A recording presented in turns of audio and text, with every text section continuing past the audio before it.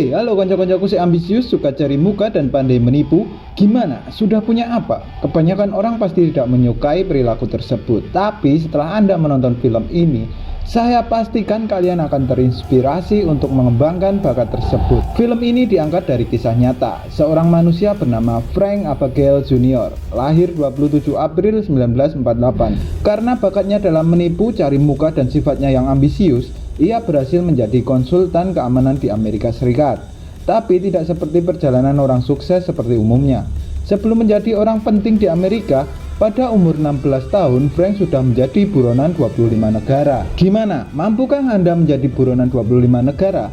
Jadi buronan debt collector pinjol aja udah pusing, apalagi jadi buronan dunia. Oke, agar tidak kepanjangan spoiler, langsung saja kita ke alur filmnya. Film dimulai di sebuah penjara dengan penjagaan super ketat di Prancis. Di sini kita akan melihat seorang agen FBI yang bernama Carl sedang menjenguk Frank Abagnale Jr.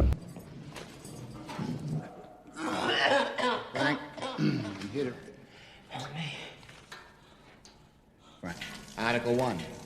Extradition shall be granted in respect of... Hari itu, Carl ditugaskan untuk membawa Frank kembali ke negaranya, yaitu di Amerika Serikat. Ketika Carl sedang membacakan semua tuntutan terhadap Frank, mendadak Frank pun jatuh pingsan. Melihat riwayat medikal Frank, Carl marah kepada mereka. Karena walaupun Frank seorang penjahat, ia juga manusia, tak selayaknya diperlakukan seperti hewan. Lalu Carl menyuruh mereka untuk membawa Frank ke UKS. Get you right to a doctor. Bon encore, monsieur. Home in the morning, Frank. Saat Carl lagi debat dengan petugas sipir, tak diduga ternyata Frank mencoba melarikan diri. Tapi karena kesehatan yang kurang mendukung, akhirnya Frank pun menyerah. Monsieur!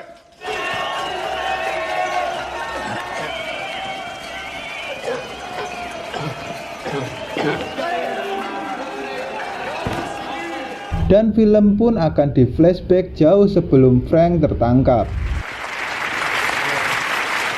Diperlihatkan Frank Jr. sedang bersama ayah dan ibunya dalam sebuah acara mewah yang hanya bisa dihadiri oleh konglomerat pada saat itu. Dalam acara tersebut, ayah Frank mendapat penghargaan karena perkembangan pesat bisnis yang ia lakukan. Tetapi ternyata Frank senior tidak dalam keadaan baik. Faktanya, perusahaan yang ia rintis terancam bangkrut. Walaupun sedang dalam masalah yang serius, Frank senior tidak ingin membuat anak dan istrinya ikut merasakan apa yang ia rasakan. Ia bahkan masih bisa tersenyum dan bersenang-senang bersama keluarganya.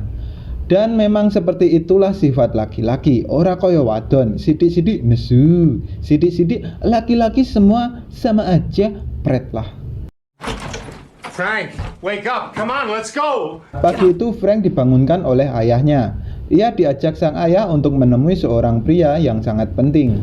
Tapi karena Frank tidak memiliki jas, mereka pergi ke sebuah ruko untuk meminjam jas. Halo, orang kaya meminjam jas?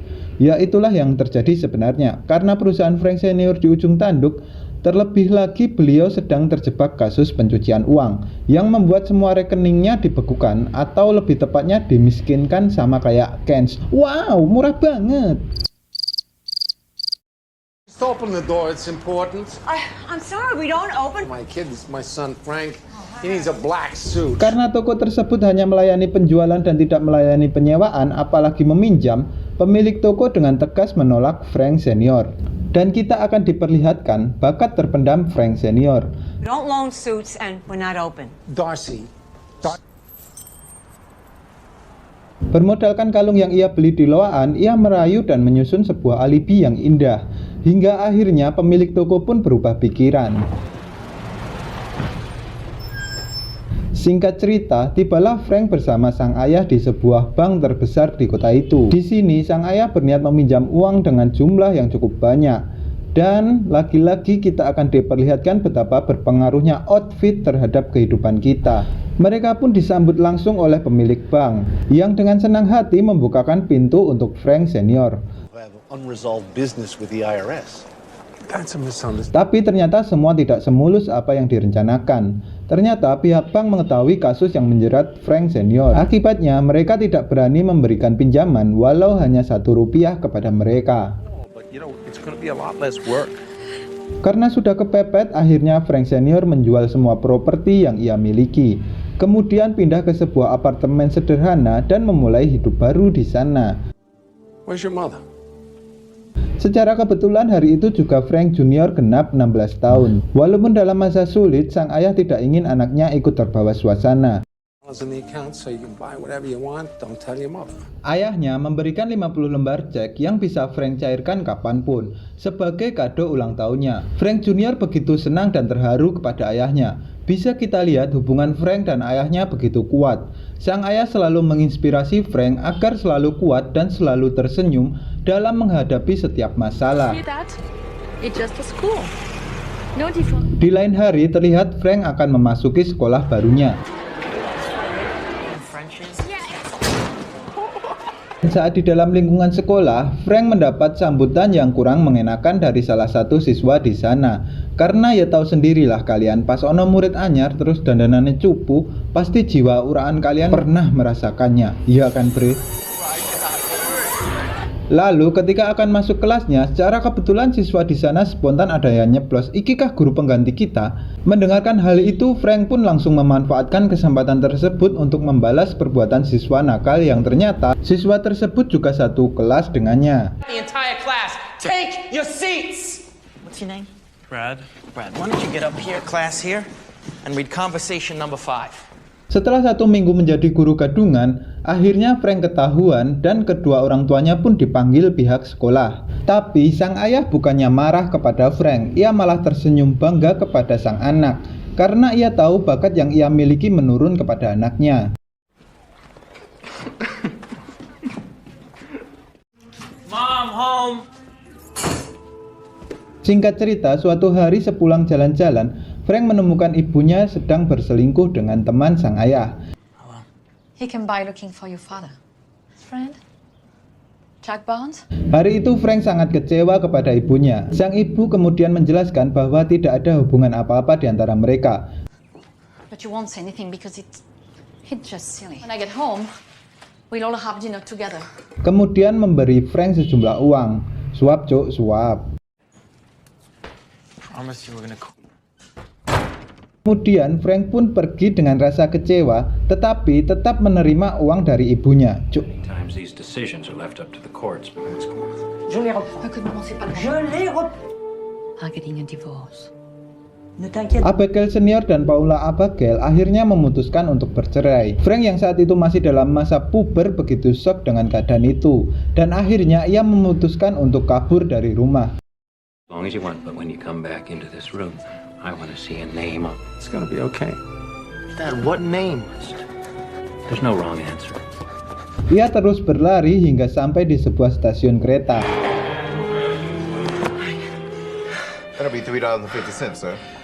Lalu ia berniat membeli tiket menggunakan cek yang diberikan ayahnya tempo hari. Tapi ternyata cek itu ditolak oleh pihak stasiun dan Frank pun diusir dari sana. Hear your story. This is to check your goddamn kid. Go home. Bisa dibilang disinilah kisah Frank Abigail Jr. dimulai. Dengan kecerdasan yang ia miliki dan IQ di atas rata-rata, ia merubah cek miliknya. Kemudian ia mencoba mencairkan cek tersebut ke beberapa bank di kota itu. I'm sorry. Something extra special. Please, I mean, what did you say your name was? Ashley? Ashley? How to take checks from people we don't know. Dan usaha Frank ternyata tak semulus yang kita kira. Dari sekian banyak bank yang Frank datangi, Frank tidak bisa mencairkan cek tersebut. Tiba-tiba keajaiban pun muncul di depannya. Ketika keluar dari salah satu bank, ia melihat seorang pilot bersama selirnya. Seakan melihat surga, Frank pun mempunyai sebuah rencana besar.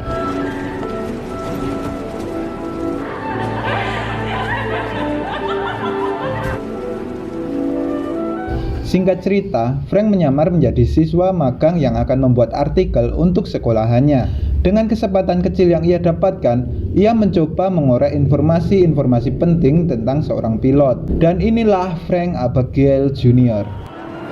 Are you a real life pilot? I'm afraid. I'm sorry I ran away. Me, you too. Setelah rencana awal Frank berhasil, kemudian ia membuat cek palsu miliknya sendiri.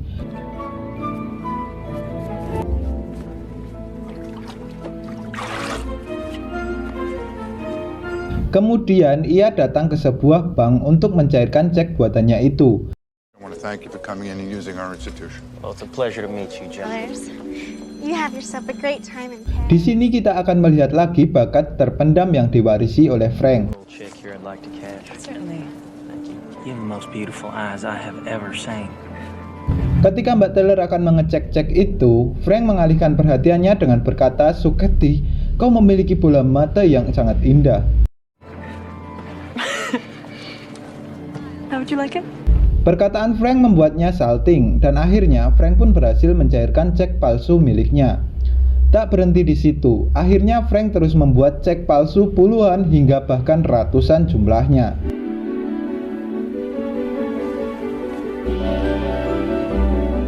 Lalu saat Frank akan mencairkan cek miliknya di sebuah bandara, secara kebetulan lagi dan lagi seakan dunia berpihak kepadanya, Frank dianggap sebagai pilot yang akan ikut tur dalam penerbangan ke Miami. Udah dapet duit terbang gratis duduk di kokpit bersama pilot sungguhan. Wow, sungguh hari yang mengfrankkan. Frank? Captain Oliver? John Larkin, the Frank after takeoff? Milk? Check. V1, rotate, positive rate. Gear up.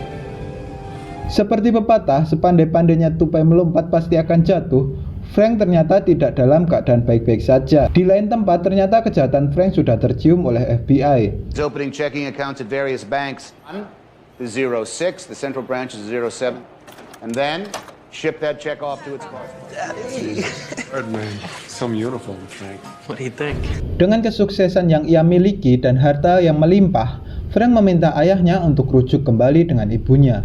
Di sini sebenarnya Frank hanya ingin agar keluarganya utuh kembali. Ia mengira dengan harta yang ia miliki sekarang, ibunya akan mau kembali kepada ayahnya. Tapi faktanya nggak seperti itu. Harta tata wanita bisa dicari, harga diri tidak bisa kembali. Tiada maaf untuk perselingkuhan, apapun itu alasannya. Bener nggak, Bri? Let me ask you a question, Miss Sandusky. If you A had gun, but I can't find it in the broad. So damn big. Singkat cerita, terlihat Carl bersama dua anggotanya menuju ke sebuah apartemen mewah yang dihuni oleh orang-orang kaya. Mereka berharap akan menemukan petunjuk di sana karena Frank selalu meninggalkan jejak, yaitu ia selalu membayar semua yang ia dapatkan menggunakan cek yang ia buat. no trouble. Dan benar saja, ternyata saat itu Frank juga tinggal di apartemen tersebut. Carl pun langsung menyuruh kawannya untuk berjaga sedangkan dirinya akan menggerebek Frank di kamarnya. I both good humor bar. Right, man. FBI. 201. Ketika sampai di kamar Frank, lagi dan lagi kita akan dibikin kagum dengan kelihayan Frank dalam memanfaatkan situasi dan kondisi.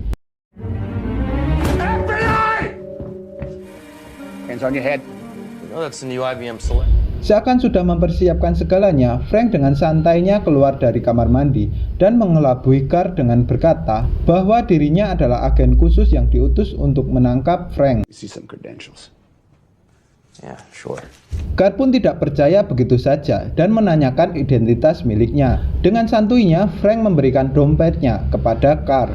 Dan saat Carl akan membuka dompet itu, Frank kembali mengalihkan perhatiannya dengan 1000 cerita yang berhasil mengelabui dirinya. Well, tough luck, Carl. Look out the window. My partner's walking him to the car as we speak. Yeah, call the LAPD again. I don't want people. Akhirnya, Frank bisa kabur sekaligus membawa barang bukti miliknya. Dan saat Carl membuka dompet itu, ternyata isinya hanyalah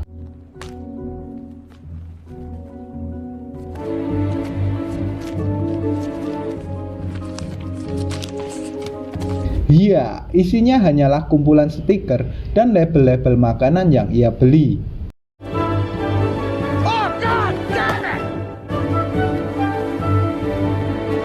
Setelah insiden itu, Carl menjadi sangat terpacu untuk menangkap Frank. Coba bayangkan, penjahat seperti apa yang bisa menipu seorang agen FBI. Apalagi ini kisah nyata, real, tidak hanya skenario produser saja, guys. Singkat cerita, Carl pun mencari informasi lebih detail tentang Frank. Ditambah, dia sudah melihat secara langsung wajah buronan yang ia cari.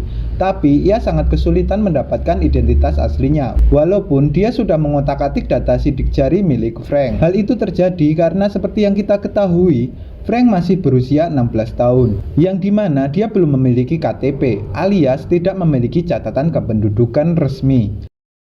For what happened out in Los Angeles.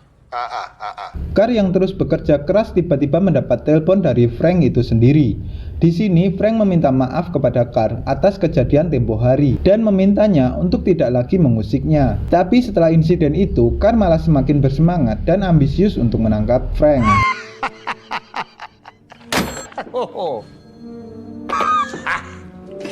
Di lain hari, Frank kembali menyamar sebagai siswa magang yang bertujuan untuk mendapat lebih banyak informasi tentang perpilotan. Tapi saat itu narasumber lagi ramut karena viralnya berita tentang pilot gadungan yang memalsukan dan mencairkan cek di mana-mana. Ia bahkan tidak tahu bahwa sebenarnya pilot gadungan itu adalah Frank. Terlebih saat mereka menyebut Frank sebagai James Bond-nya angkasa. Frank yang masih puber begitu merasa sangat bangga. Kemudian ia pergi ke bioskop untuk menonton semua filmnya James Bond, hingga membuatnya terobsesi dan ambisi ingin menjadi James Bond sungguhan. Ia sampai membeli sebuah mobil mewah persis milik James Bond, hingga ia belajar menirukan outfit dan nada bicaranya. Certainly, Mr. Fleming. Now what you need is... Are you sure this is the same?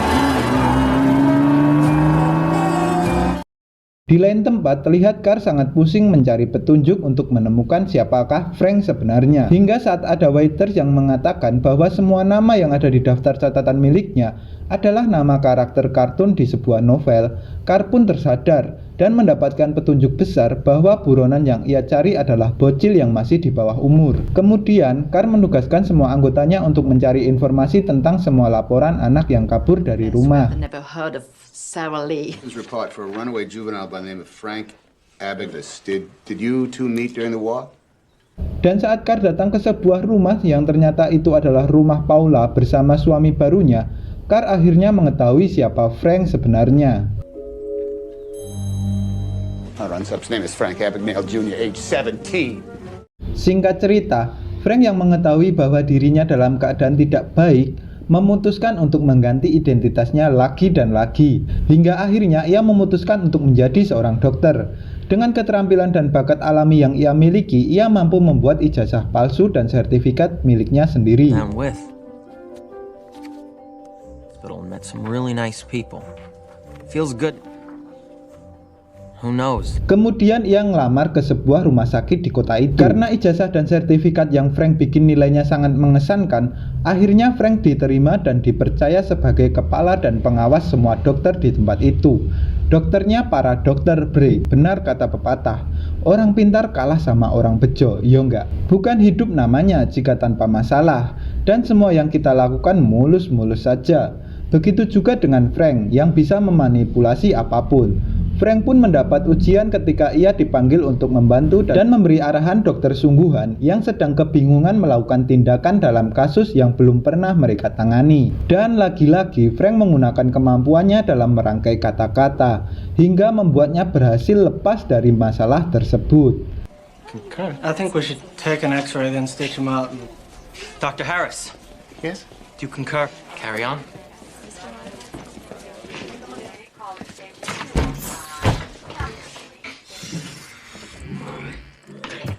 Di rumah sakit itu, Frank juga menemukan cintanya. Ia jatuh cinta kepada seorang perawat muda bernama Brenda. Karena sudah sangat yakin Brenda adalah takdirnya, Frank memutuskan untuk melamar Brenda dan melanjutkan hubungan mereka ke jenjang yang lebih serius. Ditambah, Frank sadar walaupun dia bisa memanipulasi keadaan, ia tidak dapat memanipulasi dirinya sendiri. Di tempat lain, akhirnya Carr bisa menemukan tempat tinggal yang pernah Frank huni. Tapi Carr sedikit telat karena Frank sudah meninggalkan tempat itu. Dan kesalahan terbesar Frank adalah ia meninggalkan sebuah ijazah palsu yang ia buat tempo hari. Carr pun mendapat petunjuk yang sangat berharga dan mencari ke semua rumah sakit di kota tersebut. Dan lagi, Frank satu langkah lebih di depan.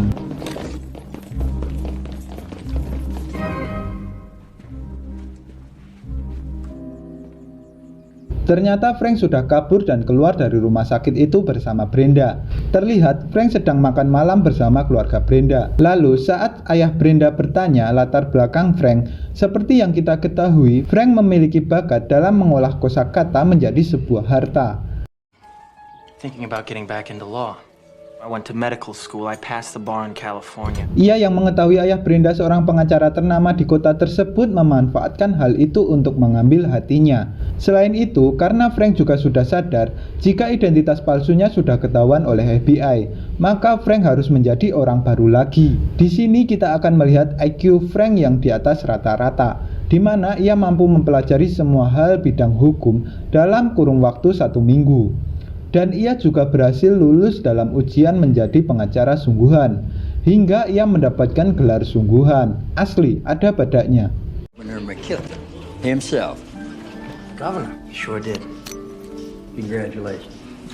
Frank juga kembali menemui ayahnya untuk mengundangnya hadir dalam pesta pertunangannya. Ia juga menunjukkan kesuksesannya kepada sang ayah, berharap dengan keberhasilannya saat ini keluarganya bisa utuh kembali. Dan hati Frank pun begitu hancur ketika sang ayah mengatakan bahwa ibunya telah menikah lagi.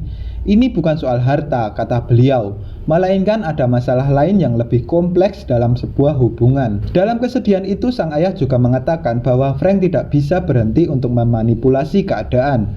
Karena faktanya sang ayah sudah mengetahui siapakah Frank sebenarnya. Sang ayah juga mengatakan bahwa agen FBI sudah datang menemuinya. Walaupun sang ayah tidak memberitahu keberadaan Frank untuk melindungi anaknya, Frank senior sadar bahwa FBI lebih pintar darinya. Crawling for the damned. You can't stop. Ask me to stop. Where you going? Where you going tonight? It's exotic. Where you going tonight, Pete? Kemudian dengan polosnya Frank kembali menelpon Carl dan kembali meminta maaf atas masa lalunya. Ia juga meminta agar Carl berhenti mencari dirinya. Alih-alih berharap Carl akan berhenti dan memaafkannya, Frank secara tidak sadar memberikan petunjuk besar keberadaannya. Please leave me alone, Carl. I'm getting close, aren't I? You're scared because I'm getting close. Dari hasil telepon Frank tadi, Carl memutuskan untuk mencari pesta pernikahan beratas nama yang Frank gunakan. Dan akhirnya Carl berhasil menemukan keberadaan Frank. Sadar bahwa ada yang tidak beres, Frank pun bergegas kabur. Sebelum kabur, ia meyakinkan Brenda tentang siapa dirinya, dan ia juga menunjukkan keseriusannya kepada Brenda. Yeah. Do you love me, Brenda? You love me. Tell me your name. We can live anywhere we want. Dengan semua harta yang ia miliki, ia berniat mengajak Brenda kabur ke luar negeri dan memulai hidup baru di sana. Ia akan menjamin kehidupan Brenda dengan baik. Ia menyuruh Brenda untuk datang di bandara 2 hari setelah kepergiannya di jam yang sudah Frank tentukan. Come here. Okay, it's at 10 a.m. 10 a.m., alright? Singkat cerita, ketika hari yang ditentukan tiba, Frank dengan santai tanpa beban datang ke bandara. Saat ia melihat kekasihnya menepati janji, ia sangat senang. Dan ketika ia akan menghampirinya, ia sadar ada hal janggal.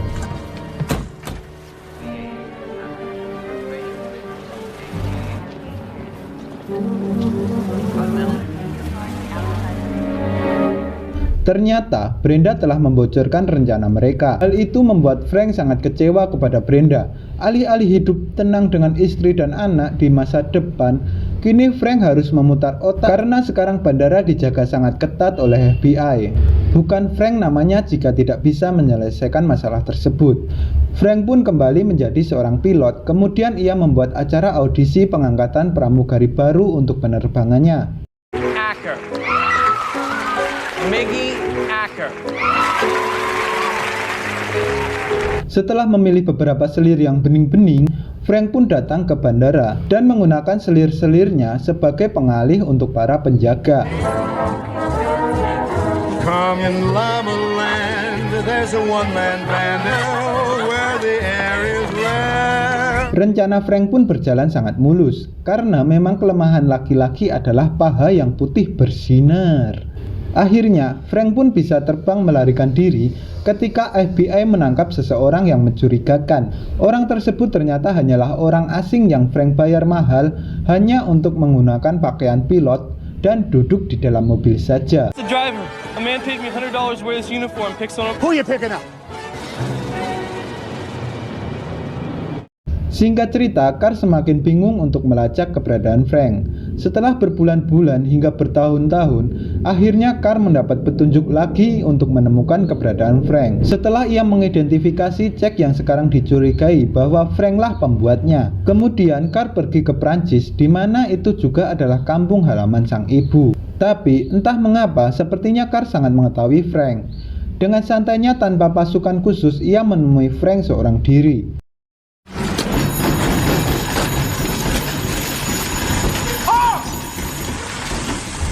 Di sana ia berbincang banyak kepada Frank. Terlihat Carl dan Frank memiliki sedikit kesamaan dalam masa lalunya. Mau tahu apa itu?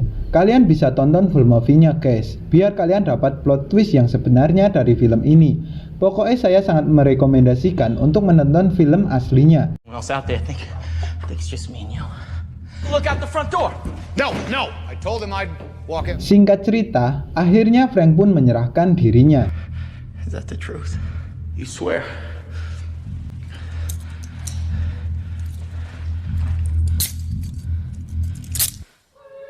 Kembali ke masa sekarang, ketika Frank dalam pesawat, Frank meminta izin agar Carl mau menelponkan sang ayah.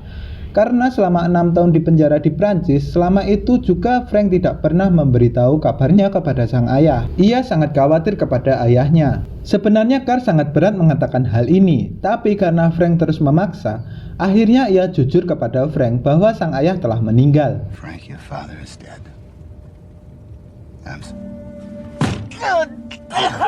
Frank pun menjadi sangat sedih dan ia meminta izin ke toilet. Di dalam toilet, perasaannya sangat hancur dan hal mengejutkan kembali terjadi. Karena tidak percaya dengan apa yang dikatakan oleh Carl, Frank pun kabur melalui bagasi toilet.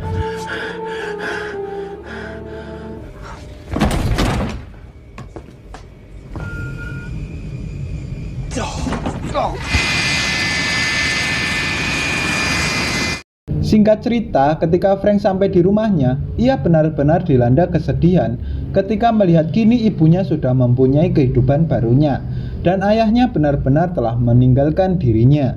Tak lama kemudian datanglah Carl bersama anggotanya. Dengan santainya Frank pun masuk ke dalam mobil mereka. Kini Frank tidak mempunyai siapa-siapa lagi. Ibunya sudah sibuk dengan kehidupan barunya. Ayah yang ia cintai sudah pergi untuk selamanya. Hanya Carl lah yang sering mengunjungi Frank dalam masa tahanannya. Suatu hari Carl cerita kepada Frank tentang kasus pemalsuan cek yang membuatnya lebih pusing dari sebelumnya. Dengan senang hati Frank meminta Carl untuk menunjukkan cek itu. Dan dengan mudahnya Frank memberikan petunjuk-petunjuk dan kejanggalan dalam cek tersebut. See, he's just using this. They get used over and over again, so you always get worn out. To tell her at the bank. Say again. It's, see, they go first. Akhirnya, setelah kejadian itu, Frank dibebaskan dengan syarat ia akan bekerja untuk FBI di sisa masa tahanannya. Sir, Mr. Abagnale is here.